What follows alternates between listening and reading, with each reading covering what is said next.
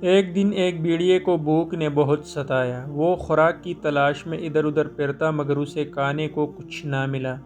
آخر کار اسے بھیڑوں کا ایک جھنڈ چراگاہ میں چلتا ہوا نظر آیا۔ وہ ان میں سے ایک بھیڑ کھانا چاہتا تھا مگر ایک شکاری ان کی رکھوالی کر رہا تھا۔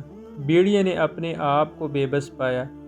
آخر کار اسے ایک ترکیب سوجی۔ اس نے بھیڑ کی کھال پہن لی اور بحفاظت جھنڈ میں گھس گیا۔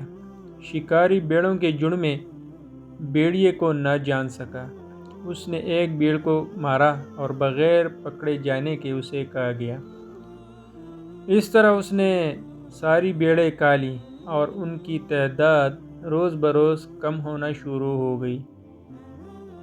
گڈریا سخت پریشان ہو گیا اور چور کو تلاش نہ کر سکا۔ بالکل اسی طرح کئی لوگ ہمارے زندگیوں میں موجود ہوتے ہیں، کبھی ہمدرد بن کر، کبھی خیرخواہ، اور بھروسہ حاصل کرنے کے بعد ہمیں اندر ہی اندر نقصان پہنچا رہے ہوتے ہیں، لیکن ہم ان پر موجود بھیڑوں کی کال کی وجہ سے پہچان نہیں پاتے۔